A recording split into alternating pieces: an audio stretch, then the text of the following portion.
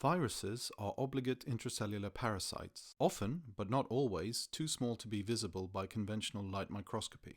Their small size also enable them to pass through filters that are impossible to cellular microorganisms. What distinguishes viruses from the majority of cellular obligate intracellular parasites is that viruses lack metabolic pathways capable of generating energy. Viruses also lack endogenous ribosomes for protein synthesis. Unlike cellular microorganisms, viruses do not reproduce by division, but are instead assembled from preformed components within the cell of its host organism. The genetic diversity of viruses is thought to be greater than that of all cellular organisms.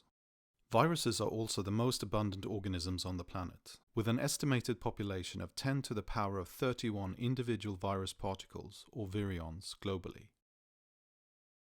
All cellular organisms, bacteria, archaea, plants, fungi, protists, and animals are susceptible to viral infection.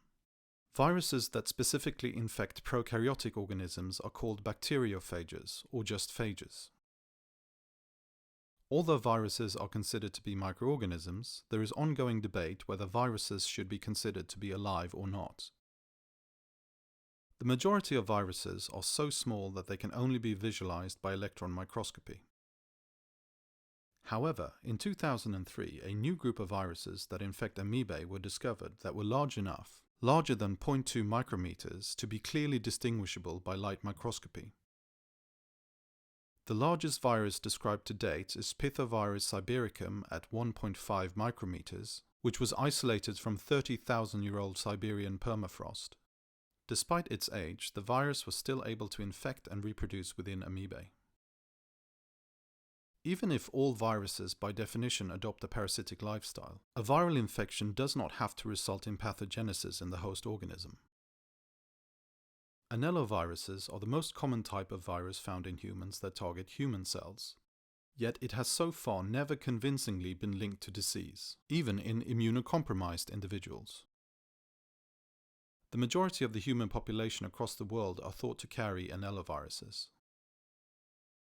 It is not known whether this high frequency of anelloviruses among the human population is due to chronic infections or by repeated clearance by the immune system followed by reinfection. It has been suggested that anelloviruses actually benefit humans by modulating their human immune response from early childhood. The so-called panic grass, Dichanthelium laniginosum, can grow in geothermal soils with temperatures above 50 degrees Celsius. However, its thermotolerance depends on the presence of the endophytic fungus Curvularia protuberata. The fungus in turn depends on a virus called Curvularia thermal tolerance virus. It is not yet known exactly how the virus promotes thermotolerance in both plant and fungus. Some strains of the regular baker's and brewer's yeast Saccharomyces cerevisiae carry a pair of viruses that can no longer be transmitted horizontally. This means that the viruses cannot leave the host cell to infect new cells. Instead, the viruses propagate vertically by division of the host cell and through hybridization, mating, between infected and non-infected cells. One of the two viruses produces a toxin that is secreted from the host cell and kills any non-infected yeast cell, while infected cells are immune to the toxin. Infected yeast strains are therefore called killer strains. This presentation is divided into two parts. The first part deals with the structure of the virus particle.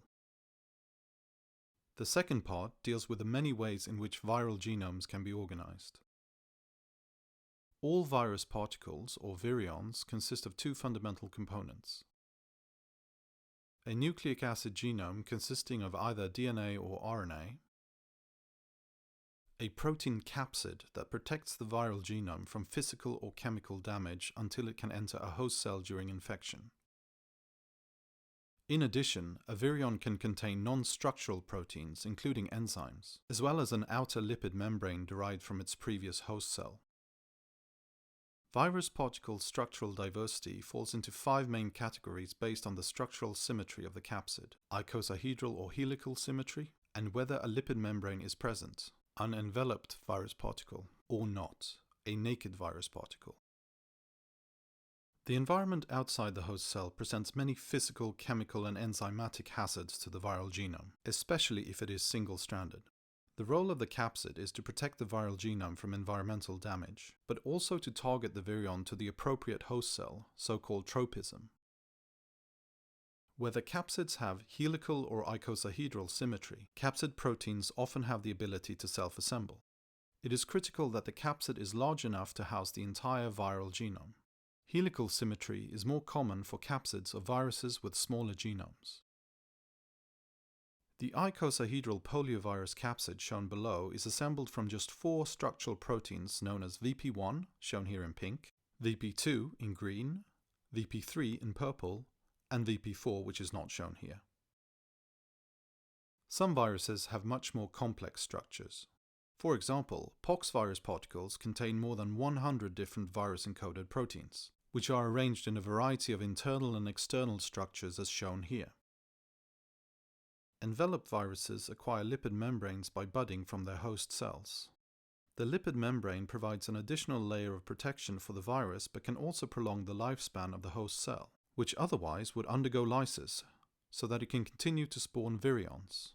This is essential for establishing persistent and latent viral infections. The majority of enveloped viruses acquire the lipid membrane envelope from the cell membrane of the host cell during the budding process. However, some viruses acquire the lipid membranes from either the nuclear membrane, the endoplasmatic reticulum, or the Golgi apparatus. In order for enveloped viruses to be able to interact with the host cell to initiate new cycles of infection, the virus must insert its own membrane proteins into the lipid envelope, since the protein capsid will be obscured by the membrane envelope. Such membrane proteins are often glycosylated and enable physical contact and subsequent membrane fusion with the host cell. Enveloped virions are common among viruses that infect animals, but rare among viruses that infect plants. This is probably due to the presence of the cellulose-containing cell wall of plant cells, which would prevent simple release of new virions by budding. Viruses display exceptional diversity in genome size and complexity, both in terms of genome organization and number of genes. Since viruses are completely dependent on their host cells for propagation, the viral genome must be compatible with the host cell machinery for gene expression, such as transcription factors, RNA polymerases, and ribosomes. Viruses with single-stranded genomes, especially single-stranded RNA genomes, are particularly vulnerable to shearing and therefore tend to be smaller, less than 30,000 nucleotides, than those of viruses with double-stranded DNA genomes, which can exceed 100,000 base pairs in length. This table demonstrates the range of both genome size and gene content among viral genomes. Some viruses carry their genetic information on multiple nucleic acid molecules. For example, the influenza virus genome consists of 8 non-redundant fragments. Such viral genomes are said to be segmented. Viruses with segmented genomes face an additional challenge in producing infective virions, since there is a risk that not all genomic fragments are incorporated into the same virion. Studies in influenza virus have shown that the incorporation of replicated genome segments into new virions appear to be regulated to avoid duplications of some segments and exclusion of other segments. The mechanism of how this process occurs is still unknown. Retroviruses such as HIV that have non-segmented genomes still face a similar problem, since their virions must contain 2 copies of the genome. Viruses with multipartite genomes are also segmented, but in these viruses each genome segment is packaged into a separate virion. This genomic organization avoids the problem of ensuring that all genomic segments are incorporated into a single virion. However, viruses with multipartite genomes face another challenge, since they can only propagate if their host cells become infected with at least 1 virion for each individual genomic segment. So far, viruses with multipartite genomes are only known to infect plants. It is thought that invertebrate vectors for plant viruses, such as sap-sucking insects, provide a large enough inoculum to ensure that virions containing each genome segment are likely to end up in a single cell. The Baltimore classification system was introduced by American virologist David Baltimore in 1971. Viruses are currently assigned to 7 classes, 1 through 7, based on whether the chromosome of the mature virus particle consists of DNA or RNA, whether the viral chromosome is single or double-stranded. In case of single-stranded RNA genomes, whether the viral chromosome corresponds to the sense or positive or antisense negative strand of the eventual mRNA transcript. Baltimore class I viruses have double-stranded DNA genomes. Baltimore class II viruses have single-stranded DNA genomes. Baltimore class III viruses have double-stranded RNA genomes. Baltimore class IV viruses have single-stranded positive sense RNA genomes. Baltimore class V viruses have single-stranded negative sense RNA genomes. Baltimore class VI viruses have single-stranded RNA genomes with a double-stranded DNA replication intermediate. Baltimore class VII viruses have double-stranded DNA genomes with a single-stranded RNA replication intermediate.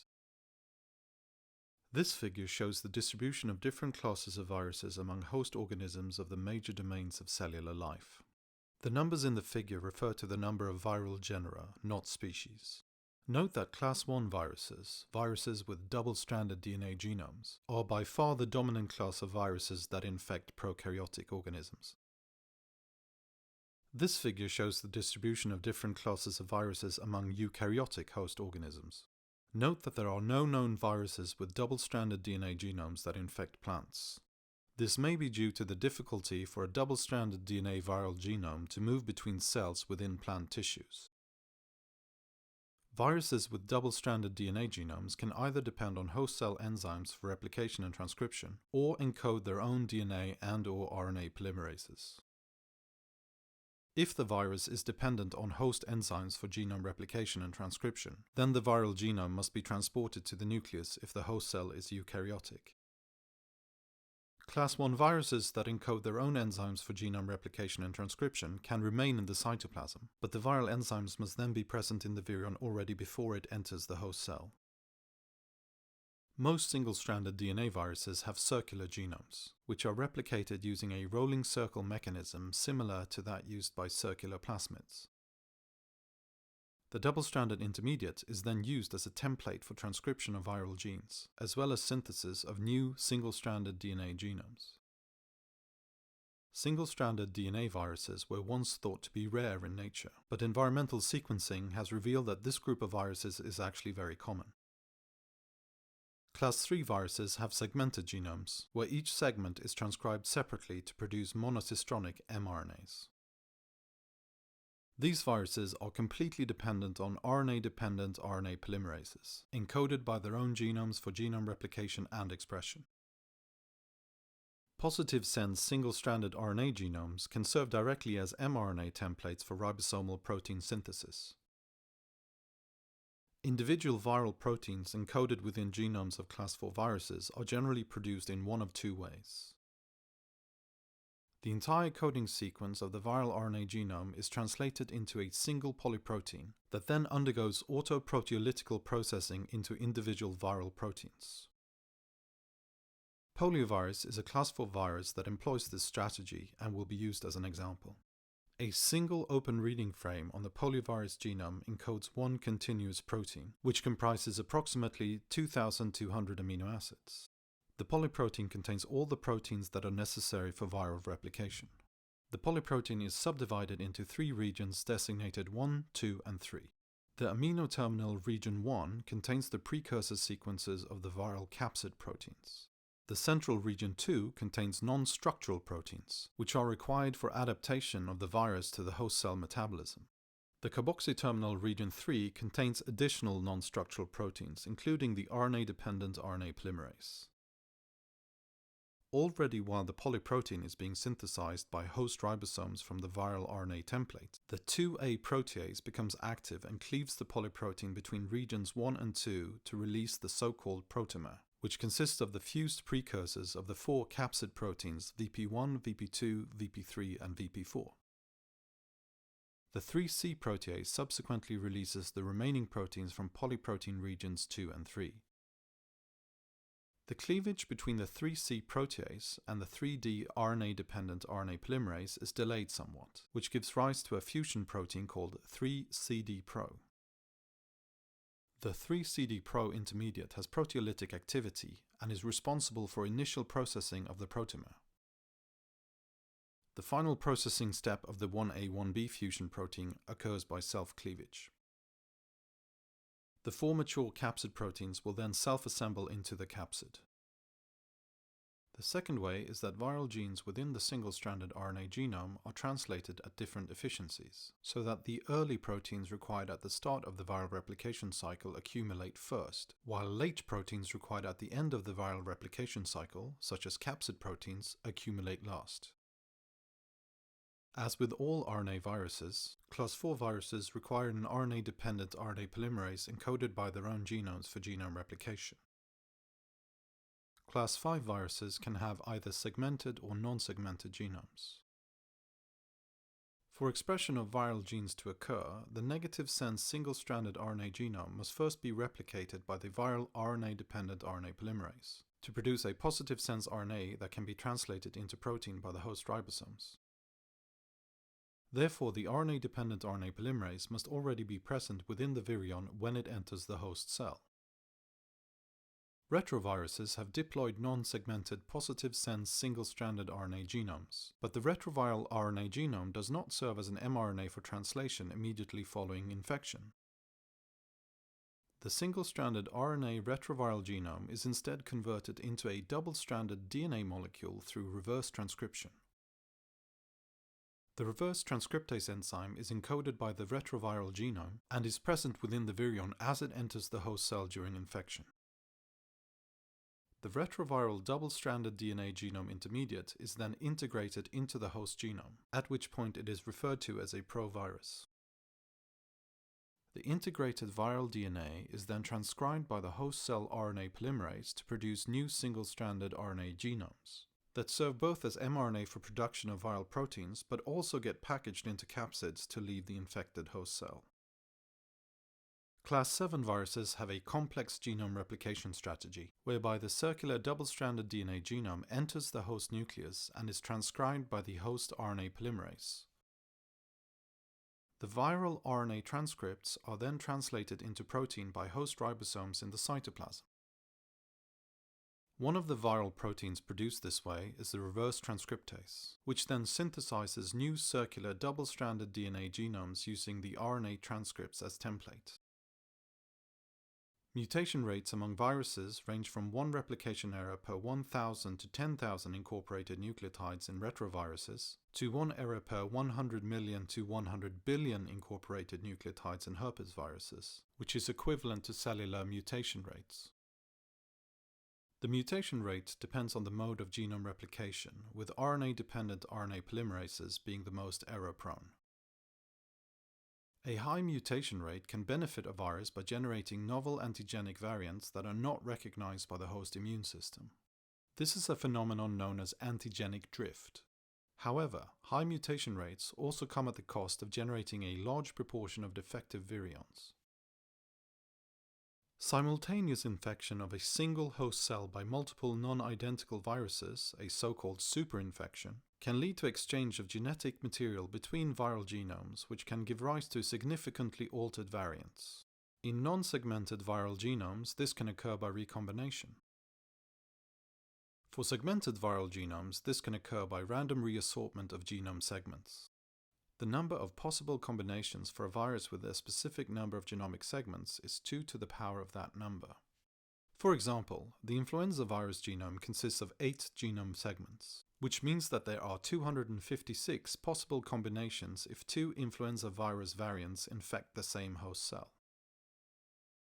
Reassortment of genomic segments can give rise to significantly altered variants, which have the potential to more efficiently circumvent the host immune system during infection. This phenomenon is known as antigenic shift.